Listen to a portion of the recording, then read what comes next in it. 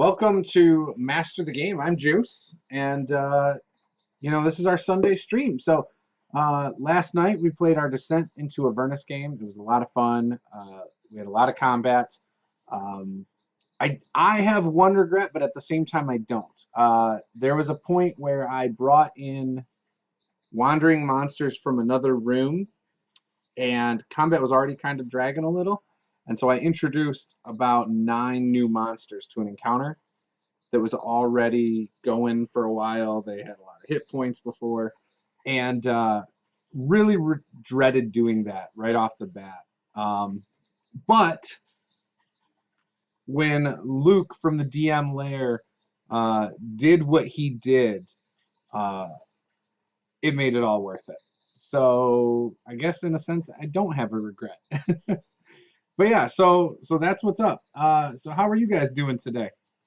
I see Nintendo Gaming in the chat. We had a few people in here for a second. Fix the lighting on here a little. Today we're probably going to transfer some world building notes over to my document, which I will then, it's going to be a Google Drive doc. And the reason I use Google Drive is because I actually I use it on my phone sometimes, so I might be out somewhere and I get an idea, and so I'll just plug it into my phone in Google Docs, and I'll have the information right there. So I have this beast to go through. These are all former game notes. Some of it's some world building stuff and things like that, but most of this is session and campaign notes over the years. This technically is also from a single campaign, and for as thick as this was like 2 sessions. We played 2 sessions. Yeah, talk about over prep, right? But yeah, so we got a lot of stuff, and that's got to end up in here as well. So one of the things about this is I kind of want to free up this binder. So in order to free up this binder, I need to get these notes, all of these things, into a digital format in one place. So I set up a Google Doc. Let me pull it up. That's not it. There we go. I set up a Google Doc right here. It's set up in a way that is organized, kind of like you would read a book, right? You got an introduction, got gods and magic. We're thinking about introducing a new god, making it 15. Actually, a demigod named Astrid, inspired by my wife's character from our Beckman game. We got the different ages of Thakos. Scroll down. I'm going to have things sorted by geographic location, like the Orcs Arrow Peninsula, things like that. Monsters and animals, factions, heroes. So I'll put individual heroes in here, and I'll put the adventuring parties that have played in my world, whether it's been one-shots or other. Well, unless the one-shot was really not something that you would write about for the characters. Now, sometimes if characters survive a one-shot, I let them say how they would have lived out the rest of their lives. So I'll have to go back and watch some one-shots for that. But yeah, tools for running games and that goes. This could be like homebrew rules or whatever. And then the appendix, A, B, and C. So one of the things I did the other day too is I was looking at the Kobold Guide to World Building, and there's a chapter called World Building Bible, and he breaks it up into 3 parts. Part 1's the world, part 2 is the cast and zoology, whatever. Part 3 is appendices, and in the world you have your world name, your 1-page summary, races, ancestries, cultures, magic and technology, fleshing out races and cultures, currency, and economy. Excuse me. Under the cast and zoology, you have your cast of characters, anything from like a bartender all the way up to like your world leaders and movers and shakers in the world. And then you have obviously your animals, monsters, any kind of creatures, lore, things like that. And all of these are recommended to keep down to 1 page for each of these entries. Part 3 is the appendices, and appendices A is your timelines and histories, named events, holidays, and your calendar, basically. Appendice B is your cartography, any maps, whether it's where the borders of nations are, your coastlines, mountain ranges, landmarks, political areas, like any kind of map you can think of for your world. And then Appendice C is your glossary of key terms. Maybe you have certain terminology that's only relevant in your world. Maybe you have special names for things. This is where that would go. And the reason you use a world building Bible, the common things like, if you're Wizards of the Coast, obviously you would give your world Bible, a copy of your world Bible, over to someone creating a video game for you or a movie for you. Things like that. So if you've written maybe you're giving it over to someone who's writing a book about your world or taking place in your world. A world building Bible is a living document. It is always being updated with the games you play, with the stories you write, with things that other people do inside your world. It's a moving target basically all the time, and so I think it's pretty cool, and I'm hoping to get something like that done for my world. I've been planning on doing this for a long time, and still planning on doing it. I still really, really like doing this kind of stuff. So yeah.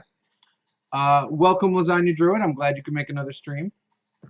I don't know if you guys noticed, but I do have the 4 box sets finally, the core book, the GM screen.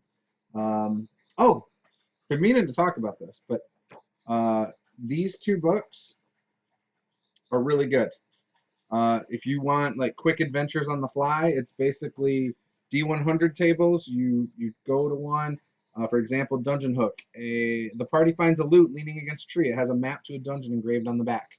Like boom, now they're on a quest. There's good stuff in there. So highly recommend those 2 books. I plan on ordering more by it's Matt Davis. So I plan on ordering more because I really like those. And it's funny because that's kind of what I've been trying to do with D20 charts for my patrons, to get to stuff like that. So if you are interested in me posting, mostly D20 tables every week or 2, then head on over to our Patreon. You can get them for as little as $1. We put up PDFs about once a week. So lots of good stuff. So, whew, whew, whew, whew. I got some videos to do today. When we're done with this stream, I'm going to be doing a quick little video with my son. He wants to do a video with his wrestlers, so I told him I would. And yeah, so we're going to do that. But after that, I'm jumping over. I've got a few D&D videos to do this week, actually. That's right, D&D. I'm going to do a video about basically the people that are on Twitter and Facebook and all this who complain that D&D 5e is too OP, that it's too easy on the players. Well, I'm going to do a video on that. So I've got that coming on today. I've got the Ginny D&D tag video today that I'm going to record. And then optional D&D rules. I'm also going to do that. So there's 3 videos right there that I'm doing today, and I'm pretty excited. I'm also going to be recording some Pathfinder Lost Omens character guide ancestry videos. So that is the idea for today. I'm going to record all those. Probably I've got some that I recorded a few weeks ago that I still need to edit, but I'm really inspired to film these today as well. I'd like to get a huge backlog of recorded videos so I can just crank through editing tomorrow morning. So a lot of good stuff, a lot of, and I know I say that a lot, but I mean it. Like I feel like there's a lot of things that I'm excited to put out for you guys, as well as the games, right? This Tuesday I'll be on Tabletop Discussions and Discourse. You can catch them on YouTube. I think it's live. Might not be. I don't remember. But I'm pretty sure it's live on YouTube on Tuesday night, 9 p.m. Um, and Wednesday we have miniature painting. We're probably going to get back to making some tables again. And then Thursday is Pulp Cthulhu again. Friday, I believe we're playing the 7D system with Gareth. And then Saturday, we have Tyranny of Dragons. So it's a busy week, lots of stuff, like usual. I mean, when do we not have a busy week, right? You know, we're always putting out stuff for you guys and hanging out with you guys. So that's kind of what's going on this week. And then obviously Sunday, we're wrapping up with another one of these morning streams. And yeah. So I've got things in here like timelines from campaigns.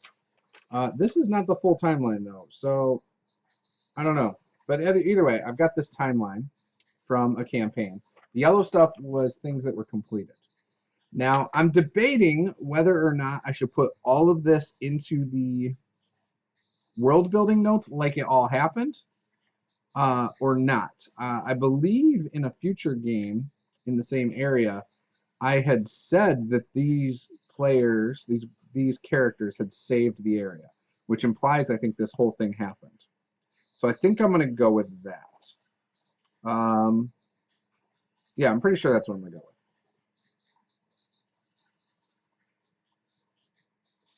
So now the question will be on my document, where would I start to post this?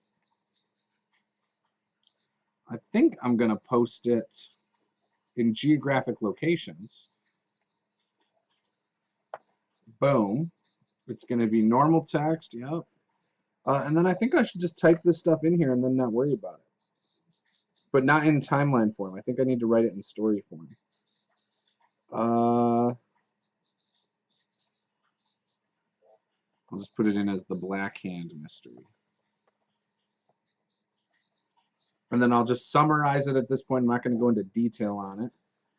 Well, or should I? Maybe I should.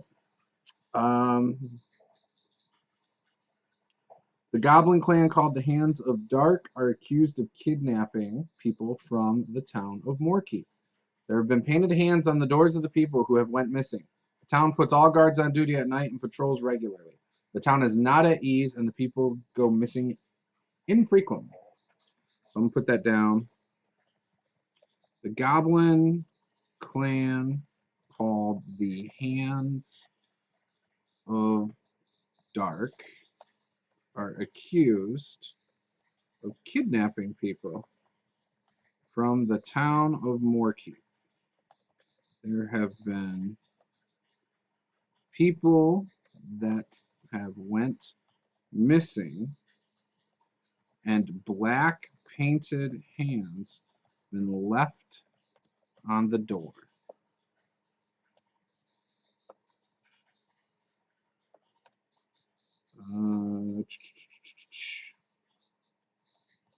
Moorkeep has been putting all guards on duty at night and patrolling regularly.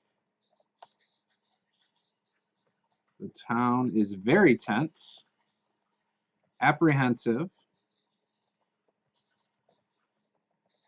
and distrusting of goblins.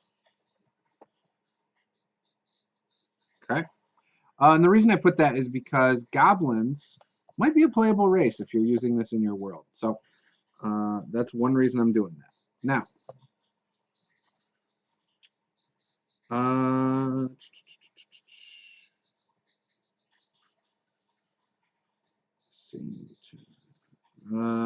okay, so my outline had originally, I wonder if I should just turn this into an adventure, write this out as an adventure.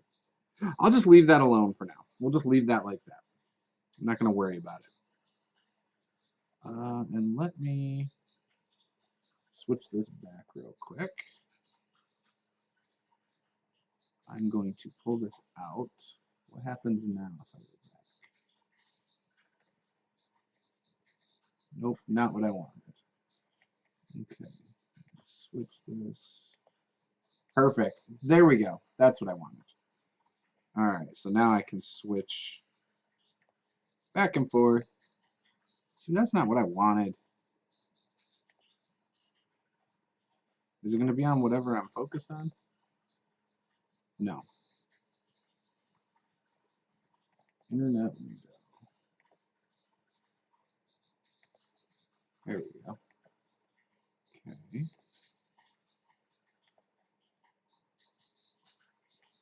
Okay, perfect. That works. Hey, this is Guy from Sao Paulo, Brazil. I know this is kind of random, but you absolutely have no idea how much your videos help me with learning English. Thank you so much. Oh, I appreciate that. I hope it is helpful. Honestly, I never thought about that. Well, we're happy to have you. All right, let's get back over to the world. All right. So yeah, I think I'm gonna put that in separate. I'm gonna do that later at a later time. I got a map. I'm gonna pile my maps up over off to the side. I'm gonna actually try to get those scanned in. I think I'm gonna download a scanning app for my phone, and I'm just gonna scan all the maps in.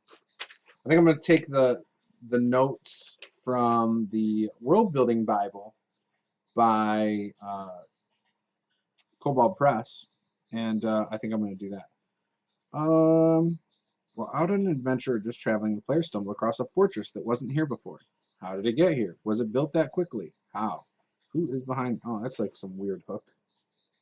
Just a random hook I got for some reason. And I don't know why. No context. Here's another thing I've got with no context. Courthouse sends a messenger and guards out to find mercenaries. Ezra and Ezriella, sisters, sent to seek out dwarf tavern owner for unpaid taxes. Grandar is owner's brother. Quindar is owner. Quindar's wife is Wendemar. Human mercenary is scribbled out. Quindar will be out of town. Grandar will run if he suspects anyone might be after him for gambling debt. Quindar and Grandar owe money to an underground boss for bad bets. I don't know what this is. I have terrible notes. I'm going to keep this for now. Keep another out of context game prep note. All right. So this is the outline. I'm going to put that over here. I've already got the Anvil ringers, so I can put the Anvil ringers under factions.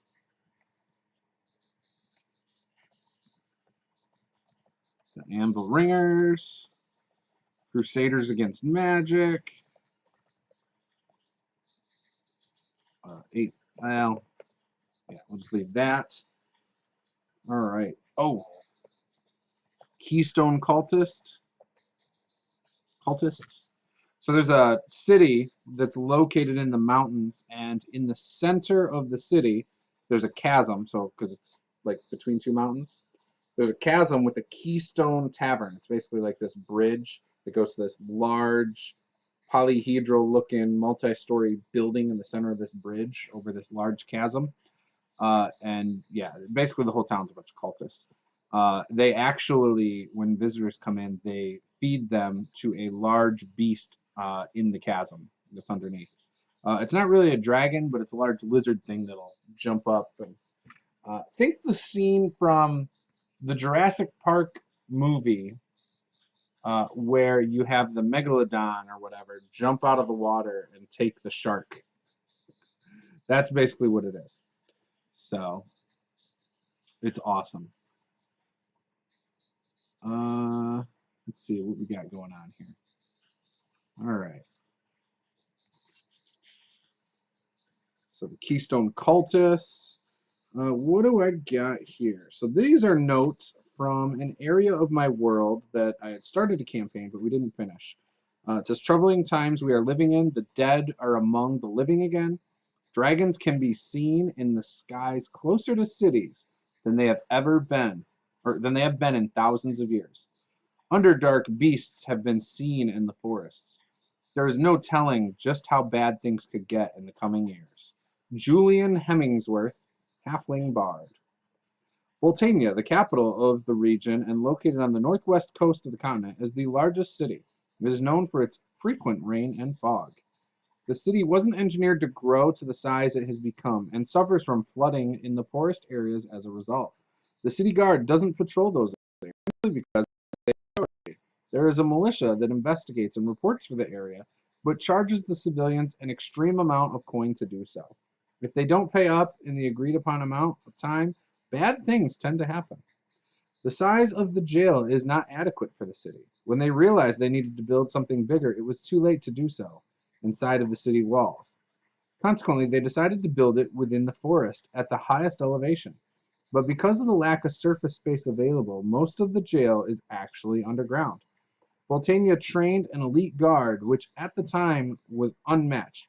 However, in recent times, the new regime has put as much effort into keeping up with the training. Hasn't put as much effort into keeping up with the training. Rumors have it that the Crusaders against Magic were founded in Boltania, though there is very little, if any, proof of this faction here.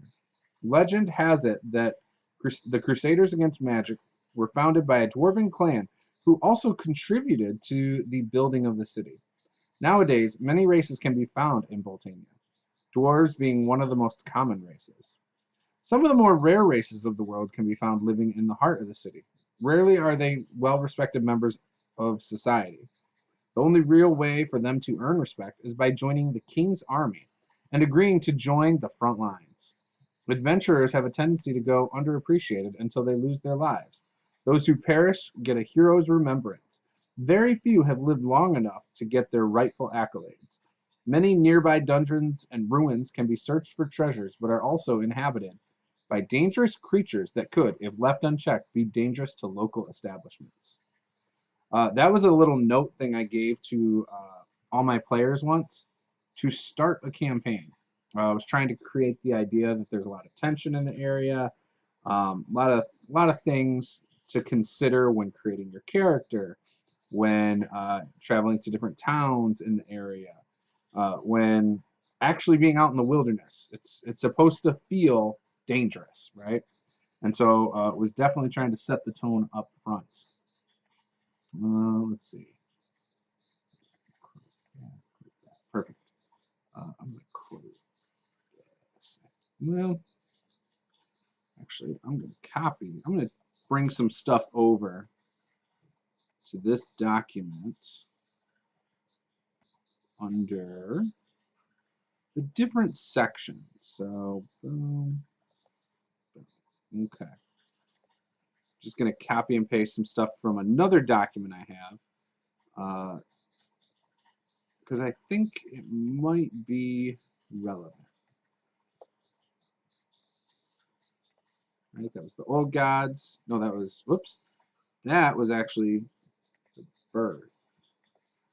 So right there. This can actually be deleted. This. Hold down here. So under the old gods, kings, chieftains, and dictators battled for supremacy. Violence ruled the lands, and it was a very unpleasant time for most in the world. Uprisings would happen, but most would get stamped out rather quickly. Families would fight for power within as well. Most of the lands were ruled by evil. During the middle of this era, monsters and great beasts would even come into power. Mortals feared the dragons, among other creatures. They would worship them, sacrifice their people to them, and donate food and treasure to them for peace.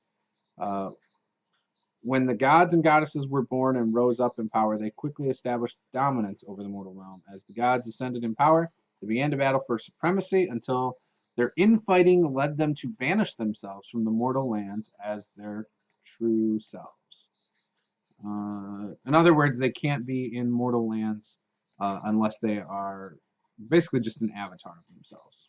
They can't go in 100% as who they are. They're actually in my world. They're banished to an island out in the middle of the ocean. That if you get to the island, you in theory could kill a god, but you wouldn't necessarily want to do that. I'm just saying. So this is under Rise of Magic. Perfect. And then the current era, which is Darkness Ascending.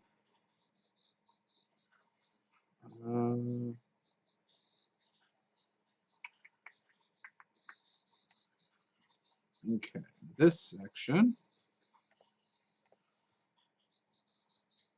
goes all the way up here. Perfect. So before the gods, the time before the gods was a terrible era. Evil was ruling, and the people had nowhere to turn. When the gods began to show themselves, they quickly took back power from the evils of the world, led by Thuanar. He wanted to vanquish the world of these evil rulers. The dragons, being intelligent, went dormant for the most part.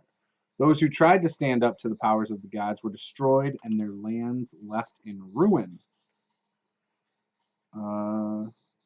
Yeah, I should probably put the names of the gods in here as well. When the gods and goddesses were born, those didn't were banished underground. Dwarves, okay. After hundreds of years, banished races became corrupted. Their bloodlines grew dark. Seeing this, three goddesses, Uvra, Medea, and Dorina, confronted Thuanar and asked him to show mercy on them. Thuanar, being as stubborn as he was, said no. Actually,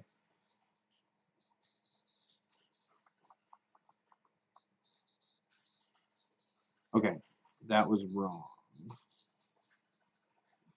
This goes here.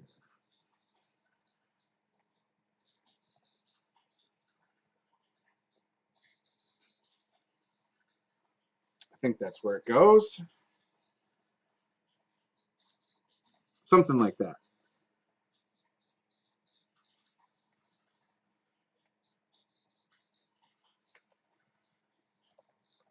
Lost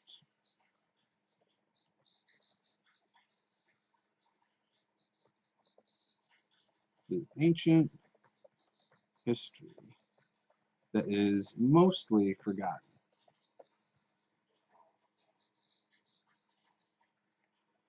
All right. So got some stuff there. Let's see. I do want to.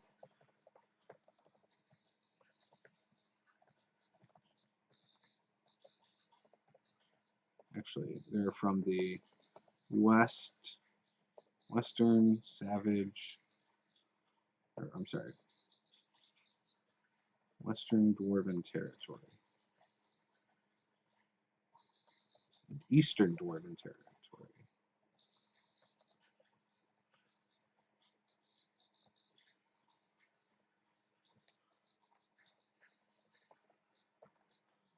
As well as Northern Serpent Sands. There we go. Those are the three areas I have them located in my world so far. I have other things too. For now, I'm just going to put stick bug parasites in quotes under geographic locations. Boltania.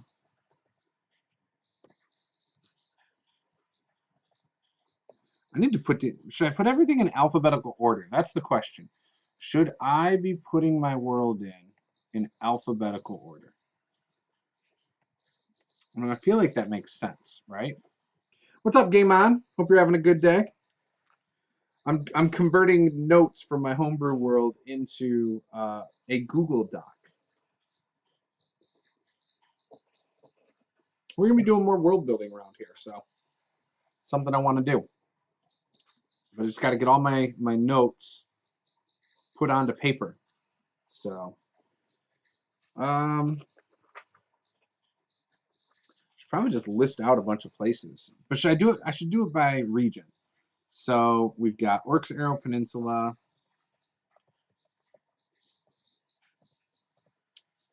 We've got Stonehall, Keep, Volcar Kingdom. Actually, we'll call it the Stonehall Kingdom. Orcs Arrow Peninsula, Pine Run region,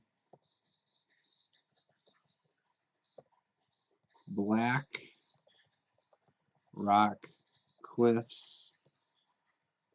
Got other areas I just can't think. What is it? Serpent Sands.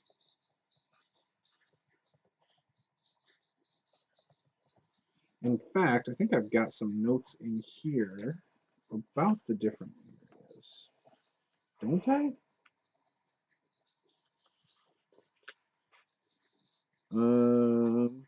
Wow, I started all this back in 2014.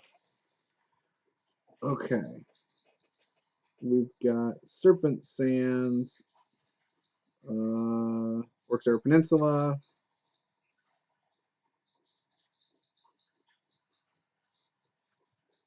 Interesting. It's interesting the notes I have from back a few years ago. Yeah, Orcs Arrow Peninsula.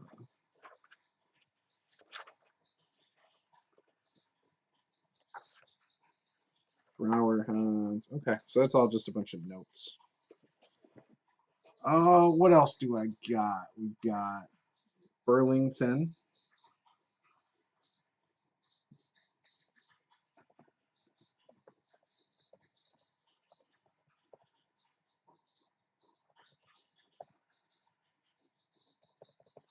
Let's call it the Burlington Kingdom.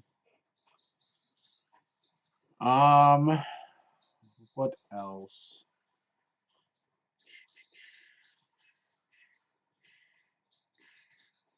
Stonehall. And then I've got the frozen continent or whatever island that's north of everything. I can't remember the name of it. I remember the game that I ran a one shot for. It was called The Frozen Chosen. So there's that. Um, hmm. Hmm.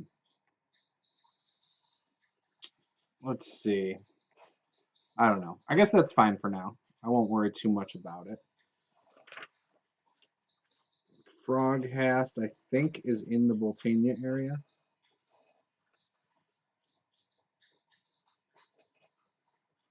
Aid trade to Calam.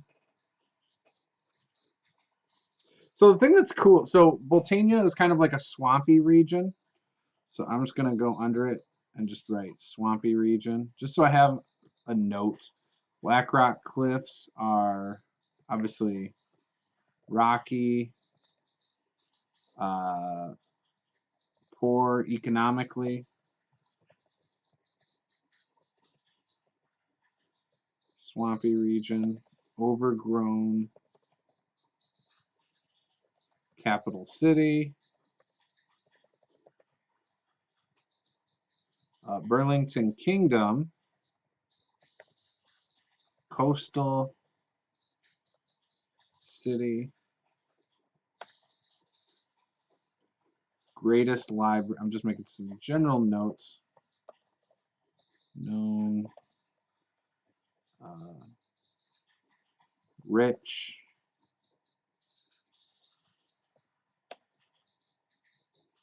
prestigious. There we go. Orcs Arrow Peninsula,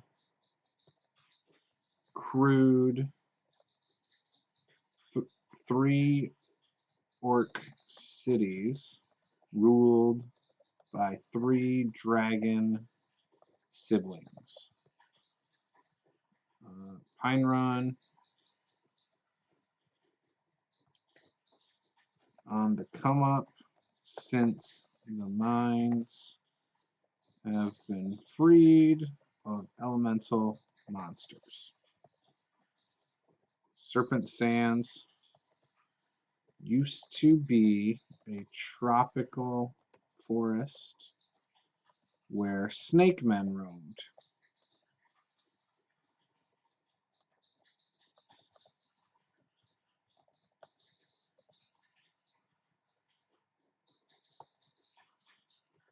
Stonehall Kingdom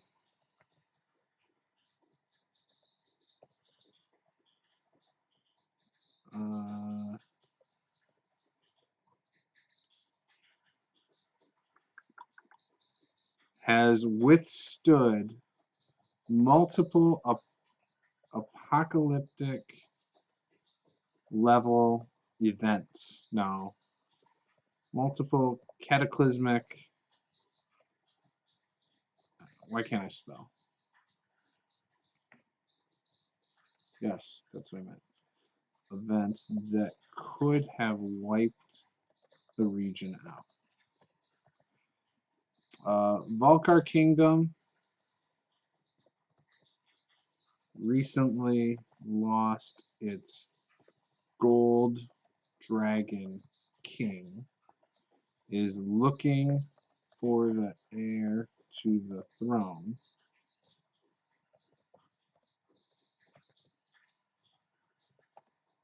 A polymorphed young gold dragon. All right, so that's kind of the rundown of the different regions right now. And that's just a small portion of my world anyway. My world is supposed to be massive. So my elevator pitch for my world, I was trying to think of it. I made a note the other night. Let me pull it up. Thakos is a massive ancient world full of lost history for adventurers to explore. That's the basics of it. So the basics. That is the general gist of it.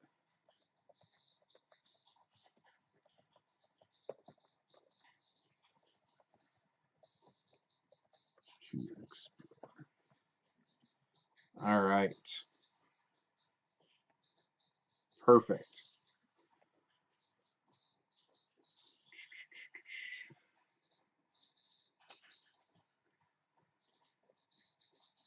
So I think I'm gonna put some more work into this. I hopefully by next Sunday I'll have quite a bit in here. I'm hoping to keep working on this a little bit at a time, get this whole booklet of notes and game notes into this document. Once I've got it in there, I'll obviously pitch things, but it's not going to be fun, I think, watching me go through my notes and just post them in there. So I'm going to try and do it throughout the week, a little bit during the day when I'm not editing videos. And like I said, I've got a lot of maps in here, a lot of them. So um, I think when all is said and done, though, I'm pretty confident this would be a really cool uh, guide book, and then I can edit it into something tolerable to read, and then from there, I'll come up with like a good, not final draft, because like I said, this is a living document, but a good document that I can share with people interested in working on my world with me. So I don't know if I'm ever going to put this into World Anvil. I started writing things in World Anvil, I've gotten away from it. Now I figured I'm just going to go old school, back to the basics, do it in a simple Word formatted document that is easy to share with people. Eventually, I'd love to get a commissioned artist and publish this. Like I've said in many videos in the past, one of my big like bucket list items to do is to get my world published so I can just give it to my players and stuff. So, and then write adventures within my world and all that good stuff. So, and it's it's not even a bucket list item now. It is now a goal. It's not a dream. It's a goal. It's gonna happen in 2021, and I'm putting the work in a little bit each week to see this through. Once I get far enough ahead where I feel like I got a good baseline for it, I may commission some artists. I may commission some writers to work on some things that can make it even better. So within the framework that I've presented. I'm not sure exactly what I'm gonna do with the Appendix A and B and all that stuff. Even I said rules for C. I want this to be system neutral, so you can play it for D&D 5e or Pathfinder, or maybe you just feel like writing your own little short stories and you can use it for that. Maybe you just want it for inspiration for your own homebrew worlds, all that stuff. So that is what I'd like to turn this into. Um, I'll probably by the end of the year when I finish it, might put it up on Drive Through RPG, might do a Kickstarter. I don't know. Whatever we do, though, it will be in a finished version before we ever do that. So, but first and foremost, it's for me and players in my homebrew world. So, anyways, I'm gonna end the stream there. I know this is a short one this week, but I'm pretty content with what we have. Um, if things are going well and I get ahead on everything I want to, you might get an impromptu evening stream one of the nights this week or something. So, uh, anyways, guys, if this is your first time, hit subscribe, give us a like, and we will see you guys next time. Game on.